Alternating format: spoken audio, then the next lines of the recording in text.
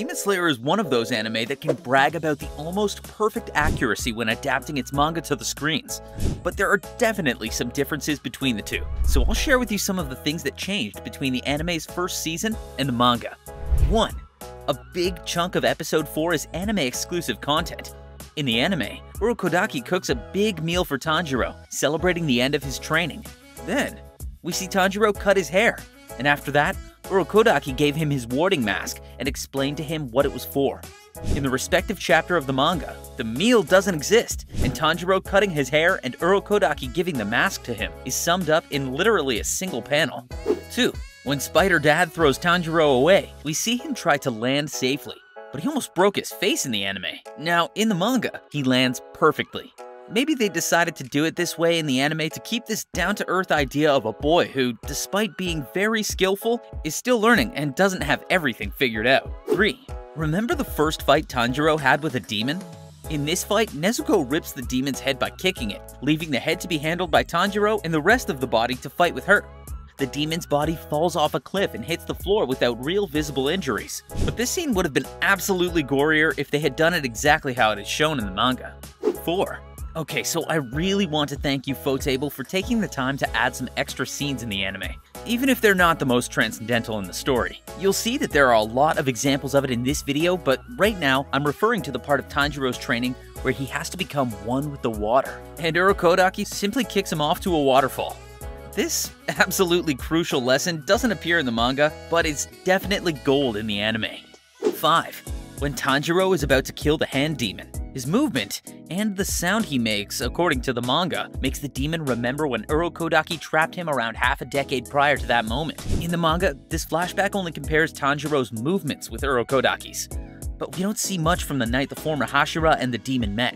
In the anime, that's the opening scene. We see a little raw scene of the hand demon when he wasn't this hand meatball drinking blood from somebody's corpse right before Urokodaki arrives. The demon tries to escape, but Urokodaki gets him. All of that is only shown in the anime. 6. Another slight difference between Tanjiro's encounter with the hand demon in the manga and the animated version is that when the hand demon knows they are already in the Taisho era, he just curses Urokodaki and trembles out of fury in the manga. But in the anime, he also hurts himself by violently scratching his arms. 7. In the anime version of the Asakusa arc, we can notice that every time Muzan is going to attack with his nails, they grow and turn dark. In the manga, they stay the same. Which version do you prefer? 8. In episode 26, when Tanjiro, Zenitsu, and Inosuke are leaving the Butterfly Mansion, Tanjiro sees Tomioka around and takes a moment to talk to him and thank him for putting his life on the line for Nezuko. However, this conversation doesn't appear in the manga. Instead, they just appear in the train station after saying goodbye to the girls of the Butterfly Mansion. 9. Okay, for those anime-only fans who ship Zenitsu with Nezuko, I have some sad news for you. There was an adorable scene in the manga of Zenitsu talking with Nezuko that didn't make it into the anime. This is supposed to happen when Inosuke and Tanjiro receive their katanas in the Butterfly Mansion. We see Zenitsu sitting beside Nezuko's box, telling her about his day. Nezuko answers with some scratches, and then he promises to take her to where the flowers bloom. I think many people would have loved to see that scene animated, but I'll let it pass, because they have also given us a lot of anime-exclusive material. 10. In the anime, Tanjiro and Nezuko enter Tamayo's hidden clinic, passing through a fake wall. In the manga, they just arrive. 11. In the manga, when Tanjiro throws his axe through the air to attack Tomioka, he cuts a bit of his hair when he dodges it. This seems unclear in the anime's close shot, but once the shot widens, you can see that his hair looks the same. 12. In the final selection, Genya hits Kaguya's daughter and pulls her by her hair. In the anime, nothing else happens, but in the manga, he made her mouth bleed. This guy needs to manage his anger issues as soon as possible. 13. When Tanjiro goes on his first official mission, we can see this kind of aura representing the sense of the demon and the human girl it captured. Again, these visuals are exclusive to the anime. In the manga, it is only explained with text. Did you know that in both the anime and the manga, all Demon Slayer characters are subscribed to Mini Katana? You should definitely subscribe too, so you don't miss any of our Demon Slayer videos. 14. After the fight against Yahaba and Susumaru in episode 10, Tamayo takes a sample of Susumaru's blood from her wrist. Oh, but in the manga, she takes it from an organ. I'm not 100% sure what it is, but to me it looks a lot like a brain. 15. In the manga, we see Zenitsu all alone once he enters Mount Natagumo.